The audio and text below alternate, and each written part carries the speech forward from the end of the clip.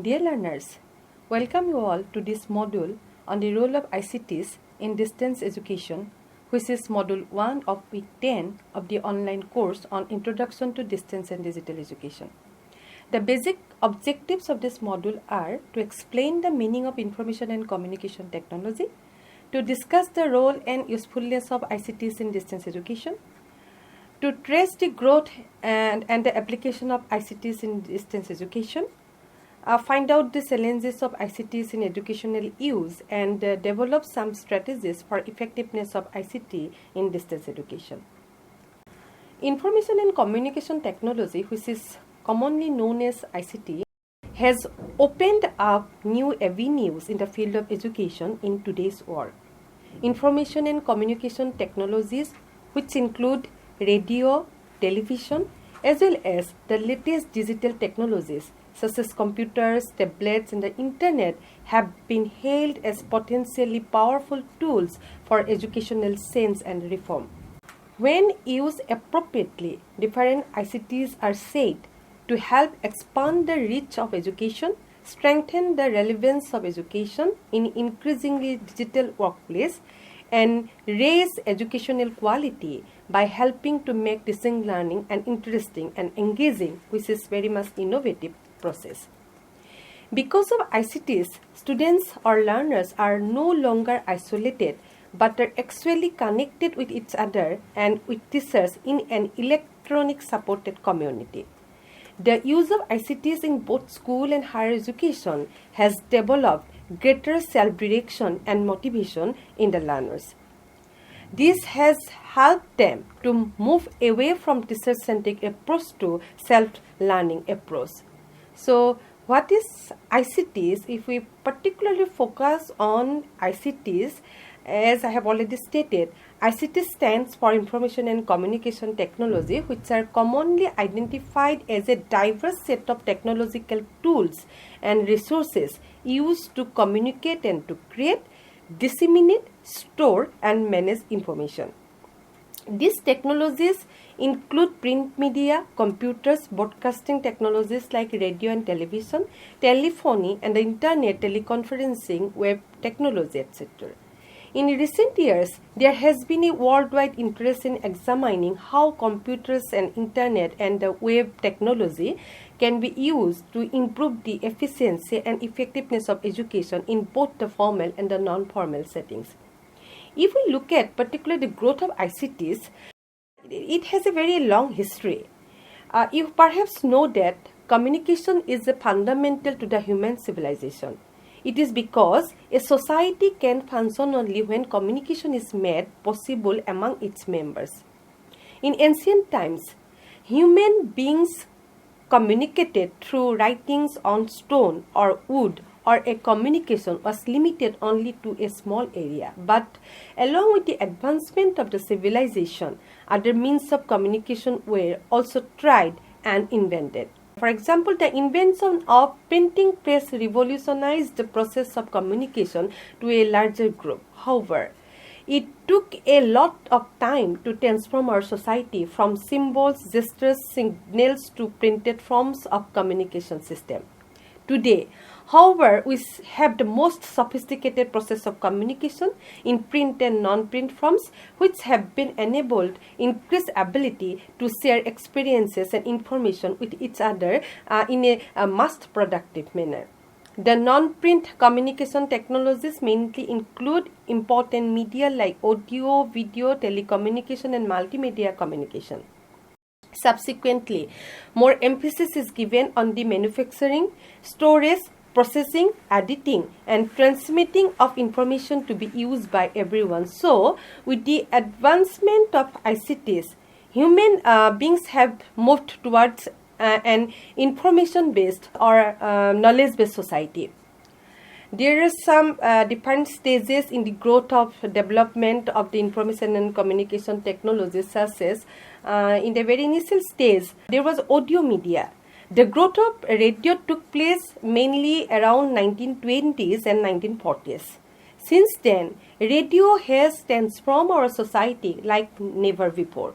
with the development of new broadcasting facilities like FM radio, audio media has established itself as a powerful tool for entertainment as well as information.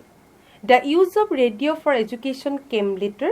For accessing a large number of persons at the same time, radio was realized to be a potential medium for enhancing and exchanging knowledge. Apart from radio, the development of technologies like gramophone, records, and cassettes can be seen as the most popular and easily accessible medium for the public. Although used mostly for entertainment, the audio tape has tremendous educational value. However, the idea of audio media has been given another boon with the invention of computer discs and DVD, as they give better voice and sound quality. Later on, after audio media, there is a trend like audio and visual media. Along with the radio, there emerged television in the 19th and early 20th century. Subsequently, audio-visual technologies rapidly expanded all over the world. This technology has begun with broadcast television, mainly in the developed first world countries, now embraces video cassettes, cable TV, computers, videotapes, video discs, etc. The reach of TV is also increasing day by day as both the public and the private providers are offering programs of all kinds according to the requirements of the target audience. It was on the basis of the effectiveness of audio-visual media that it began to be used in a large scale for educational purpose. After that, there is a trend that is called the telecommunication. Telecommunication technologies began with the transmission of telegraphic signals over wires. With the invention of Graham Bell telephone set in 1876, telephony or long-distance voice transmission became a popular word. Bell almost changed the way a human beings communicated. The invention of a fax machine further intensified the process of exchanging communication. The latest avatar of a telephone is the mobile phone, and the mobile technology, which started as a medium to transmit audio at a distance, can now transmit full media like audio, video, picture, text, etc. The latest invention of 4G technologies have changed the entire experience of mobile telephony and the internet connectivity, which you all must be aware of it. So now the latest trend that is called the multimedia communication.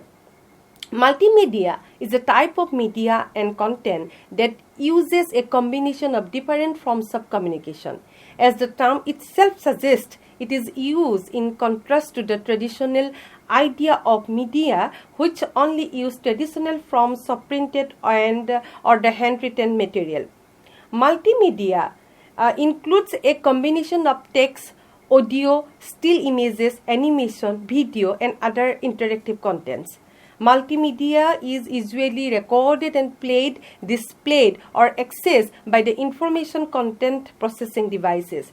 But they can also be a part of a live performance. Multimedia also describe electronic media devices used to store and experience multimedia content. The emergence of satellite technologies, internet technology since 1990s onwards has changed the way of exchanging information. Consequently, multimedia technologies have tremendous potential as a means of exchanging educational content. So, dear friends, as you see how computers and internet have changed our lifestyle in the last few years.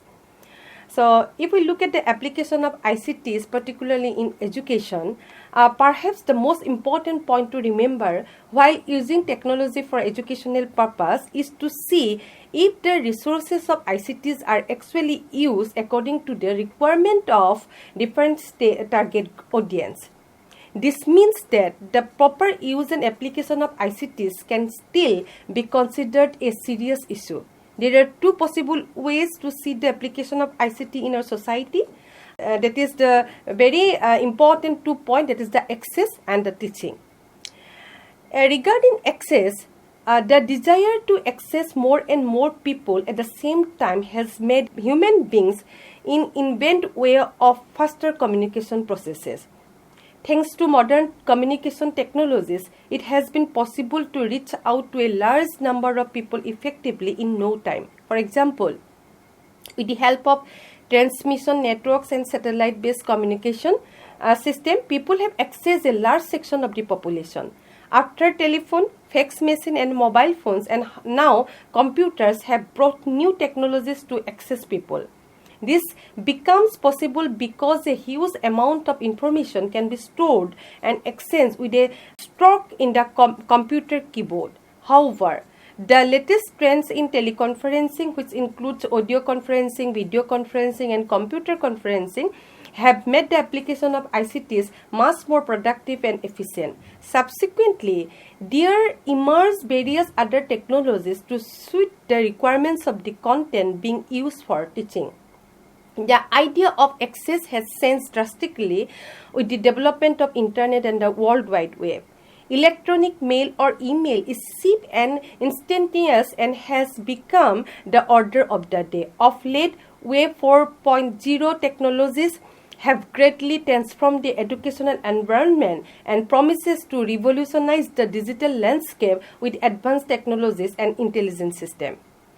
Regarding teaching, till the other day, education was considered to be a one-man show played by the teacher in a conventional or a face-to-face setting. Moreover, people believe that learning takes place only inside the four walls of a classroom. But thanks to ICTs, this proposition does not fit into the present context of teaching learning. The emergence of distance and online education has proved that learning can be made available anytime and anywhere. Communication technologies have replaced both the teacher and the textbooks and have made teaching learning an enjoyable activity by placing the learners at their own in the learning process. In open and distance learning, we often talk a strong learner support service.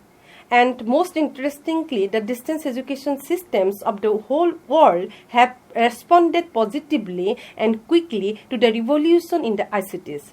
This has happened mainly because the three reasons that ICTs have reduced costs of education.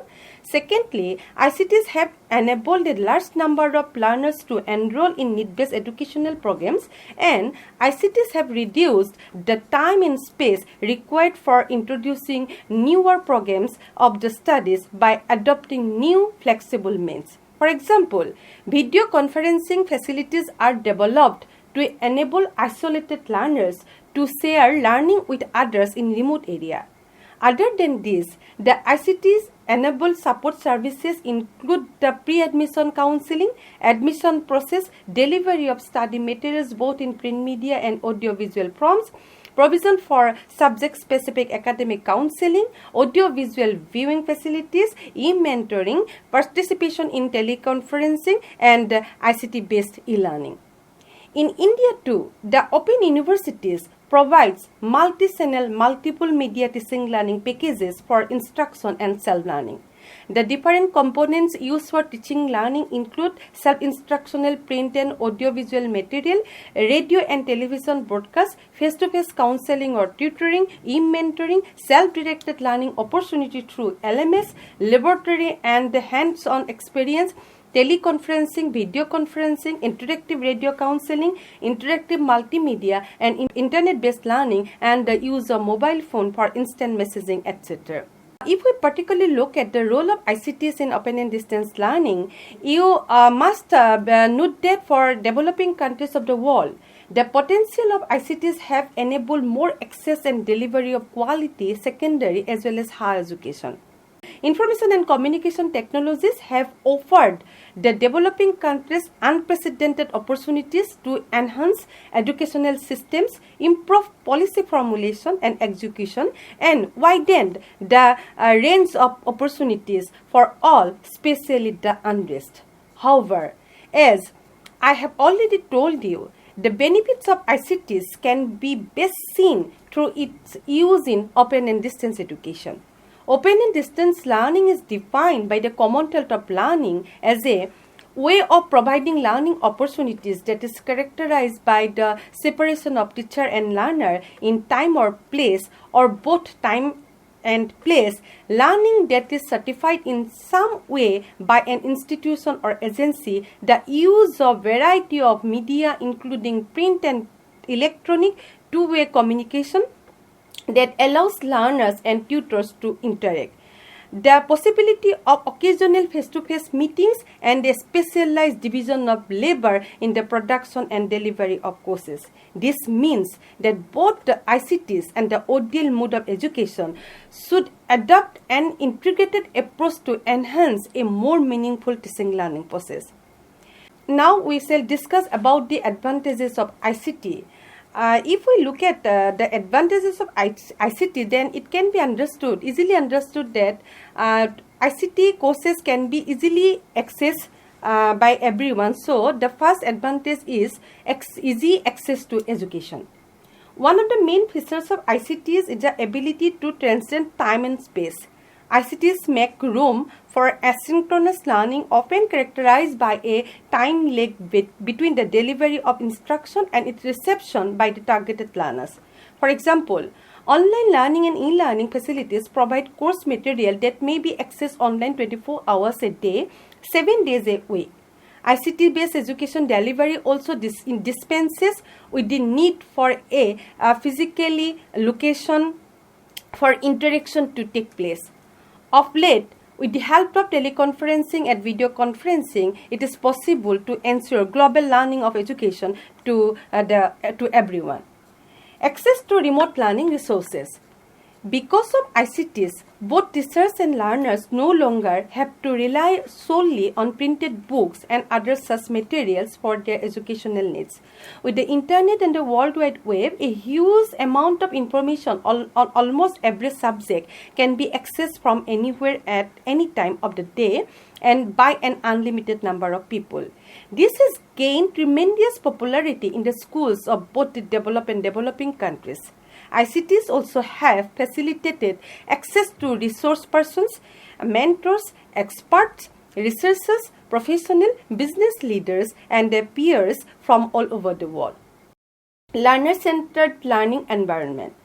Appropriate use of ICT has brought in a paradigm shift in both the pedagogical aspect of teaching and content delivery of contemporary education. When used appropriately, computers and internet technologies enable new ways of teaching and learning rather than simply allow teachers and students to do what they have done before in a better way. These new ways of teaching and learning have constituted a shift from teacher-centered pedagogy characterized more by rote learning to one that is fully learner-centered. Evolving area of ICT-based learning. As we have already discussed, the emerging or evolving areas of ICT, particularly in the teaching learning system, as in today's context, there is no doubt about the fact that the ICTs are a potential, powerful, stronger tool for extending educational opportunities to the marginalized group. This group includes ethnic minorities, girls and women, disabled persons, elderly people who are traditionally excluded from formal education due to cultural or social reasons. Following the usefulness of ICTs, various buzzwords in the education sector have been introduced all over the world, and such as active learning. Learners learn as they do and work on real-life problems, making learning less abstract and more relevant to the learner's need and real-life situation. In this way, ICT enhanced learning promotes increased learner engagement. ICT enhanced learning is also just-in-time learning, in which learners can choose what to learn when they need to learn it. There are some another emerging area like the trend of collaborative learning. ICT supported learning encourages interaction, cooperation and collaboration among students, teachers and experts regardless of where they are. ICT supported learning provides learners the opportunity to work with people from different cultures, thereby helping to enhance learners' communicative skill as well as their global awareness. Creative learning. ICT-supported learning promotes the manipulation of existing information and the creation of real-world pictures rather than the reproduction of received information. There's another emerging area like integrated learning. ICT-enhanced learning promotes a thematic, integrated approach to learning and teaching. This approach eliminates the artificial separation between the different disciplines and between theory and practice that characterizes the traditional classroom approach. Executive learning. ICT-enhanced learning is directed towards students. Unlike the static text or print-based educational technologies, ICT-enhanced learning recognizes that there are many different learning pathways and many different articulations of knowledge. ICTs allow learners to explore and evaluate their own learning rather than merely listening or remember. E-learning, online learning, and web-based learning. Although most commonly associated with higher education and corporate training, e-learning, online learning, and web-based learning encompass learning at all levels, both formal and non-formal. Such training uses information networks, the internet and intranet, LAN or extranet as when, whether wholly or in part, of course, delivery, interaction and facilitation. There's another very important emerging learning system that is called blended learning. This refers to the learning models that combine traditional classroom practice with e-learning solutions. For example, students in a traditional class can be assigned both print-based and online materials.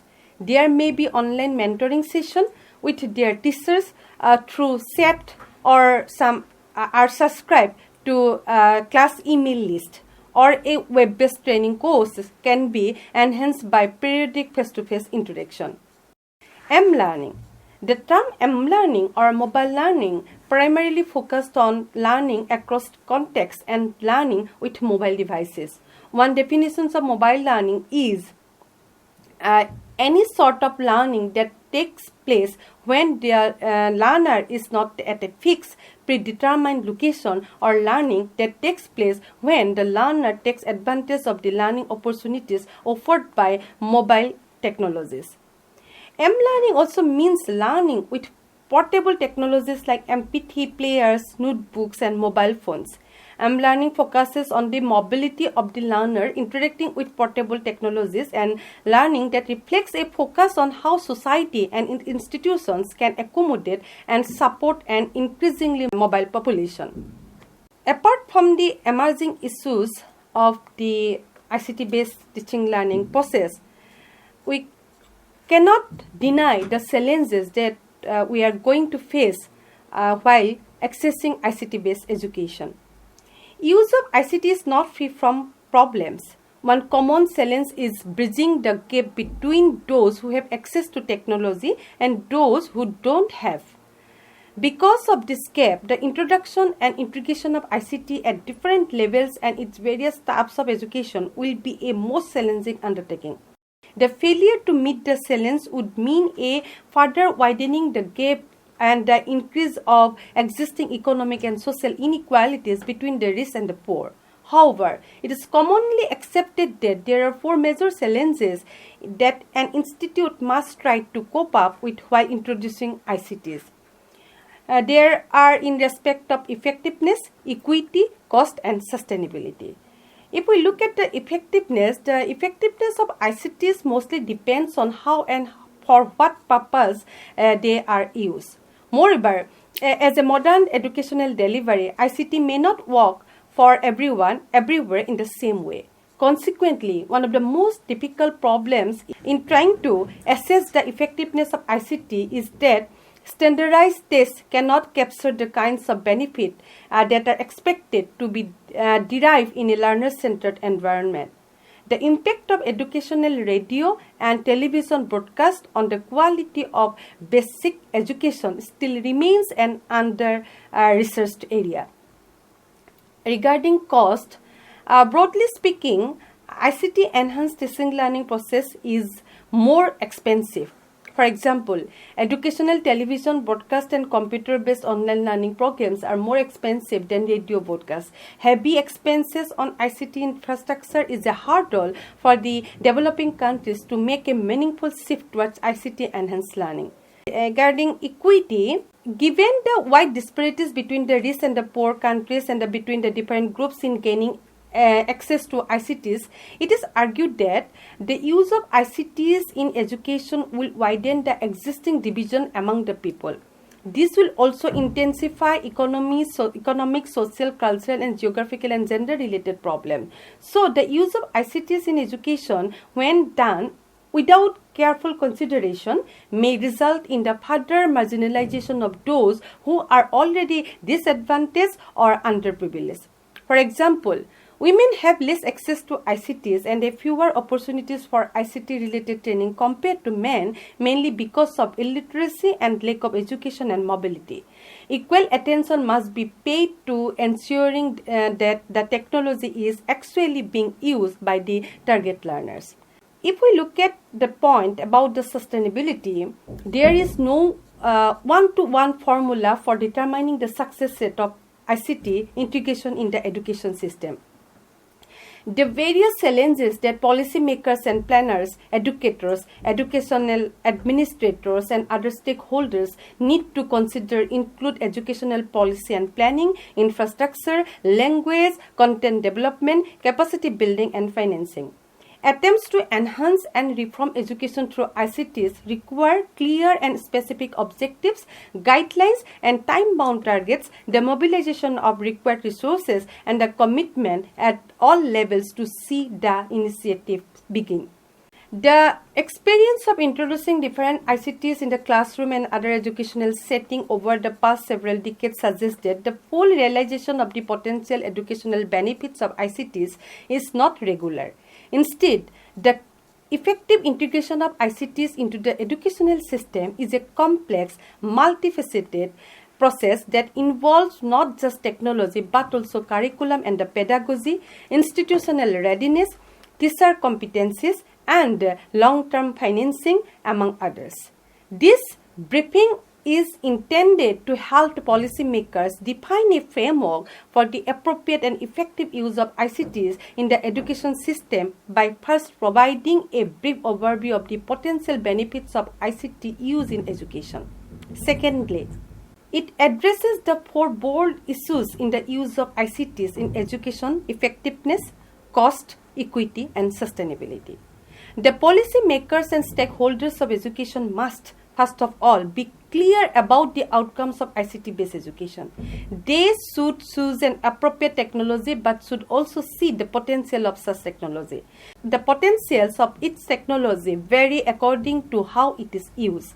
ICT like print, audio, video, cassettes, radio, TV broadcasts, computers, or internet may be used for presentation and demonstration. On the other hand, the full potential of network computers, or which are very much online, and the internet as education tool will remain unrealized if they are used merely for presentation demonstration.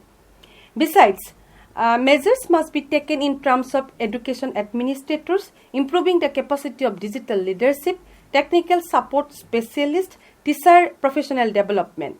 In the context, leadership plays a vital role in the integration of ICTs with education. Content development is another crucial area that is too often overlooked. The bulk of the existing ICT-based education material is likely to be in English or little relevance to education in developing countries, especially at the primary and secondary level. There is a need to develop original education content in the vernacular languages too. Radio programs, interactive multimedia learning material, web-based courses, etc. adapt existing content and convert print-based content to digital media. There are the tasks for which the educational content development specialists such as instructional designer, script writers, audio and video production specialists, programmers, multimedia course authors, course editor, and web developers are needed. A rigorous analysis of the present state of the education system is a must before the introduction of ICT. ICT-based intervention must take into account the current institution practices and arrangement. Specifically, the barriers to ICT use need to be identified, including those related to curriculum and pedagogy, infrastructure, capacity building, language and content, and financing. The specification of educational goals at different levels, as well as the different modalities of the use of ICTs that can best be employed in pursuit of these goals. This requires of the policymakers an understanding of the potentials of different ICTs when applied in different contexts for different purposes. So, dear friends, we have discussed many things related to the prospect and challenges of using ICT in distance education. As we have discussed the meaning of ICTs, the relevance of ICTs in the present day context, and what are the role of the universities and particularly the open universities in India and abroad, and various challenges and what type of strategy we should actually adopt before launching the ICT-based courses for the learners. So thank you. In the next module, we are going to discuss by two important components, that is the recognition of power learning and distance education, and sustainable development and lifelong learning. Thank you. See you again.